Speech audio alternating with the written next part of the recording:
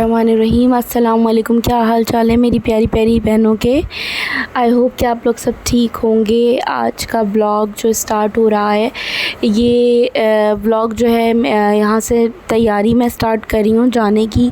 मजालिस वग़ैरह में जाना था, या मेली चल रहे थे, शहादत थी मौला अली की, तो उसके लिए जाने के लिए तैयारी हो रही है। ये बैकग्राउंड में आपको सब नज़र आ रहा है। वहाँ मजालिस में जो शिरकत होगी वो सब आपको बैकग्राउंड में उसका सब नज़र आता रहेगा बैकग्राउंड में। लेकिन उसके साथ यहाँ हम अपने टॉपिक की तरफ आते हैं, जो कि बहुत ही अहम बात है। ये समझ लें कि एक तरह से रिमाइंडर है। वो बातें हैं कि जो आप लोगों को सबको मालूम है, लेकिन बस एक रिमाइंडर होता है कि जब कोई याद दिला देता है। मेरे साथ भी ऐसा होता है कि कुछ चीज़ें होती हैं जो हम पता तो होती हैं, लेकिन हम उस पर फ़ोकस नहीं कर रहे होते, और कोई अगर कह देता है तो फिर हमें ये होता है कि नहीं, हमें ये काम करना चाहिए। तो बस यहाँ पे मैं जो है ना, मेरी चूड़ियाँ टूट गई थी, मजलिस में जा रही थी तो चूड़ियाँ मुझे उतारनी थी, तो ये टूट गई थी। उतारते उतारते जो है ना थोड़ा सा वेट गेन हो गया है, क्योंकि आप लोगों को सबको मालूम है कि रमज़ान का आखिरी अशरा चल रहा है, और ये बहुत बहुत इम्पॉर्टेंट अशरा है हमारे लिए, हम सब मुसलमानों के लिए, कि हम जितनी रहमतें इस अशरे से समेट सकते हैं इस महीने से, और जितनी दुआएं अल्लाह ताला से अपनी कबूल करवा सकते हैं वो कवर करवा लें। ये वक्त जो है दुआओं की कबूलियत का वक्त है, अपनी बातें अल्लाह ताला से मनवाने का वक्त है। तो हम इस वक्त को ज़ाया ना करें। ज़्यादा से ज़्यादा हम कोशिश करें कि हम इस वक्त को इबादत में, नवाफिल में, तस्बीहात में, अस्कार में, इसमें गुजारें। सारी चीज़ें साथ साथ चलती रहेंगी, वो तो पूरे साल ही चलनी है। हर काम, सब काम पूरे साल चलने हैं, लेकिन इस वक्त ज़रा सा कोशिश ये करें कि हम अपने फ़ोकस करें कि अपनी बातें परवरदिगार आलम से किस तरह मनवानी है, अपनी जो भी ख्वाहिशात हैं वो किस तरह मनवानी है। कोशिश करें कि इस वक्त को हम हाथ से ना जाने दें। अच्छा, मैं आपको एक बात बताऊं कि नमाज़ पढ़ना, रोज़ा रखना और खुदा के आगे उसकी इबादतें अंजाम देना, खुदा के लिए उसको राज़ी करना, कि वो हमसे राज़ी हो जाए, इसके लिए हम नमाज़ें पढ़ते हैं, रोज़े रखते हैं। ये बहुत आसान है। इससे मुश्किल एक काम है कि लोगों को माफ़ करना, लोगों के अपने दिल से लोगों के लिए बुग़्ज़ और हसद और कीना निकालना, कि जो परवरदिगार आलम हमसे चाहता है। तो जब भी अब इस रमज़ान कोशिश करें कि जब हम इबादतें करें ना, नमाज़ें पढ़ें, ज़िक्र पढ़ें, इस्तग़फ़ार करें, तो उससे पहले जो है अपने दिल को ख़ाली करें। ये बहुत ज़रूरी है। हमारी जो दुआएं कबूल नहीं होती, उनमें जो बीच में रुकावटें आती हैं ना, हमारी दुआएं ना कबूल होने के, और जो परवरदिगार आलम से हमें जो चीज़ दूर करती है, उसमें एक सबसे बड़ी चीज़ ये है कि हमारा दिल जो है ख़ाली नहीं होता। जब भी इबादत का इरादा करें तो पहले अपने दिल को आप ख़ाली करें।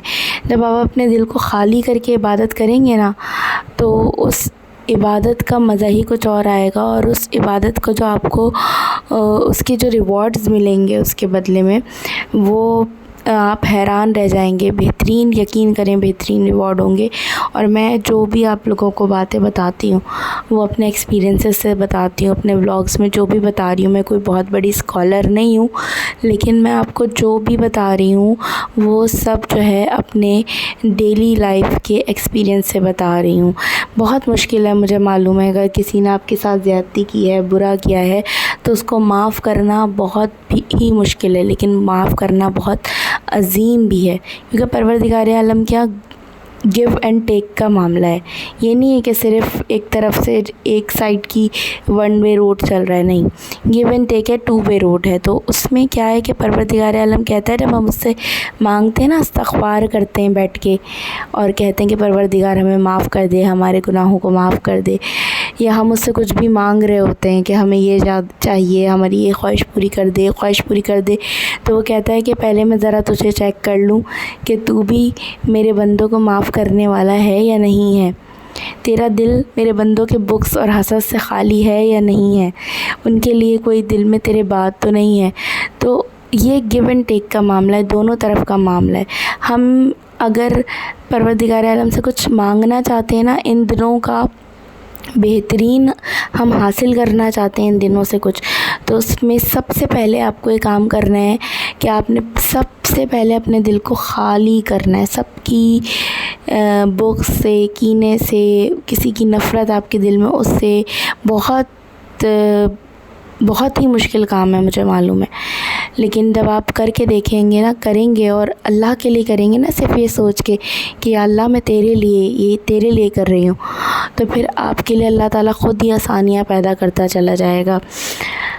और दूसरी चीज़ ये कि इन रातों के बारे में, शब कदर के बारे में ख़ुसूसी अमल ये है कि आपने शब कदर में जो सदक़ा निकालना है, उसकी अहमियत इतनी ज़्यादा है कि हम जो रोज़ सदक़ा निकालते हैं ना, हम अगर एक सुबह सदक़ा निकालते हैं तो सुबह से लेके शाम तक की हमारे लिए वो सदक़ा अमान बनता है, शाम को निकालते हैं तो शाम से लेके रात तक की अमान बनता है। लेकिन आज के सदक़े की इतनी फ़जीलत है शब कदर के सदक़े की कि जो शब कदर में सदक़ा निकालता है तो समझे कि आपके पूरे साल का बीमा हो जाता है, कि एक रात के सदक़े से आपकी पूरे साल की जो आफ़तें, बलाएँ, मुसीबतें इंशाअल्लाह वो सब टल जाएंगी। और इसका सदक़े का वक्त जो है फ़जर से पहले आप इसको निकाल सकते हैं। तो जिसने भी अगर देर से भी सुना है तो वो जो है ये सदक़ा निकाल सकता है। फ़जर से पहले भी आप नियत करके इसका सदक़ा आप निकाल सकते हैं शब कदर का, और इसके बहुत फ़ायदे हैं। और इंशाअल्लाह आप देखेंगे कि पूरे साल का आपका बीमा हो जाएगा, पूरे साल आप आफ़तों से और बलाओं से महफूज रहेंगे। बस सारे कामों को एक साइड पे रख दें और अपना पूरा फ़ोकस इस वक्त लगा दें इन आखिरी अशरे के। अब हम मुश्किल से हमारे पास एक हफ़्ता ही बचा है, उस पर अपना पूरा फ़ोकस लगा दीजिए कि आपने जितनी इबादतें करनी हैं, जो अल्लाह ताला से अपनी बातें मनवानी हैं, हाजतें बनवानी हैं, उनके लिए आपने अज़कार और इस्तिग़फ़ार और सब चीज़ें आपने करनी है। इस्तिग़फ़ार के बहुत ज़्यादा फ़वाइद हैं, बहुत ज़्यादा फ़वाइद हैं। तो जिस काम के लिए भी आप अगर इस्तिग़फ़ार करते हैं ना, वो काम चाहे वो औलाद के लिए हो, रिज़्क़ के लिए, रोज़ी के लिए हो, वो ज़रूर इंशाअल्लाह पूरा होगा। लेकिन शर्त वही है कि पहले अपने दिल को आपने ख़ाली करना है। दिल को ख़ाली करेंगे, उसके बाद परवरदिगार आलम से मांगेंगे तो आपको इंशाअल्लाह बेशक मिलेगा, आपको लाज़मी मिलेगा। तो बस मेरे लिए भी दुआ करें कि अल्लाह ताला मुझे भी तौफ़ीक दे कि मैं अपने इन दिन और रात को जो है अब ज़्यादा से ज़्यादा इबादत में अपना जो है वक्त सर्व कर सकूं, और दुनिया से हटा के थोड़ा अल्लाह ताला से लौ लगा के इस टाइम को उस वक्त अल्लाह ताला के साथ जो है बातचीत कर सकें, उससे राज़ो नियाज़ कर सकें, उससे जो भी कहना है। क्योंकि ये वक्त जो है बहुत कीमती है, पता नहीं अगले साल फिर ये वक्त मुझे मिले ना मिले। तो इस वक्त जो है अपना सारा जो फ़ोकस है हम इस पर लगाएं कि जितनी परवरदिगार आलम से रहमतें, नेमतें समेट सकते हैं वो हम समेट लें। तो बस जी यहाँ जो है हम घर वापस आ गए थे, और घर वापस आके थोड़ा सा मैंने समेटा था टेबल को, क्योंकि बच्चों को मैं छोड़ के गई थी घर पे, दोनों बेटों को, तो उन्होंने रोज़ा घर पे खोला था। फिर ये जो चाय जो है मस्ट है, आपको पता है चाय के बगैर तो लगता है कि बस दिन गुज़रा ही नहीं है, अजीब ही होता है, सर फटने लगता है। रोज़े के बाद तो चाय बहुत ज़रूरी है। तो मैंने यहाँ अपने लिए चाय बनाई थी, टेबल समेटी थी, बर्तन वगैरह, और मिनसा को यहाँ मैंने फ़ीडर बना के दे दी थी कि मैं जब कहीं जाती हूँ तो अब पहले लेके जाती थी ना, मिनसा बहुत छोटी थी, तो अब मैं फ़ीडर वगैरह जब से थोड़े से दाँत वाँत आए ना, तो ये कि थोड़ा बहुत अल्लाह का शुक्र है खा लेती है, तो फ़ीडर साथ नहीं लेके जाती हूँ, थोड़ा बहुत टाइम के लिए घर जाना हो। तो अब मैंने इसको आके फ़ीडर दी थी ताकि सुकून से यहाँ फ़ीडर पी के थोड़ा सा सुकून से खेल वेल लेगी, पेट भर जाएगा इसका।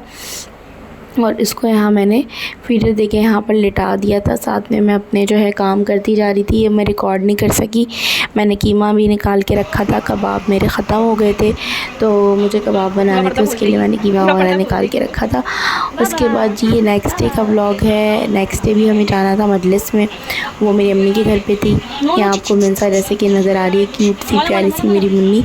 ये मखना भी इसने पहना हुआ है माशाल्लाह। और इसको फिर इतनी नज़र लगी ना वहाँ पर, मर्दों की मजलिस थी लेकिन वो मखना पहन के गई थी, फिर जाकर अपने पापा के साथ बैठ गई वहाँ मजलिस में। इतनी ज़्यादा नज़र लगी थी कि वो आज मजलिस हुए हुए भी मतलब 2 दिन हो गए हैं जब मैं ये वॉइस रिकॉर्ड कर रही हूँ, और इसकी तबीयत ख़राब है। आप लोग सब इसके लिए दुआ कीजिएगा। बुखार इतना तेज़ इसको वहाँ से आने के बाद हो गया कि आपको पता है नज़र तो बरहक है, लग जाती है, प्यार में भी लग जाती है, कोई किसी प्यार की नज़र भी होती है, ये नहीं कह सकते कि बुरी ही नज़र किसी ने लगाई होगी। तो बस उस दिन से फिर इसको बुखार चढ़ा हुआ है। वहाँ मर्दों की मजलिस थी रात में, मौला अली की शहादत की, तो वहाँ हम गए थे। यहाँ से झांक रही है बड़े क्यूट से अंदाज से। पहले तो इसने हल्के हल्के से यहाँ से झांका कि वहाँ पे हो क्या रहा है। सो स्लो पहले झांक रही थी, ऐसे झांकती रही। फिर इसको अपने बाबा नज़र आ गए ना, जब इसने देख लिया कि मेरे बाबा वहाँ पे बैठे हुए, तो फिर वहाँ जो है ना ईज़िली आराम से ना ये देखें जा रही है, और ये फिर चली गई वहाँ जाके बैठ गई थी।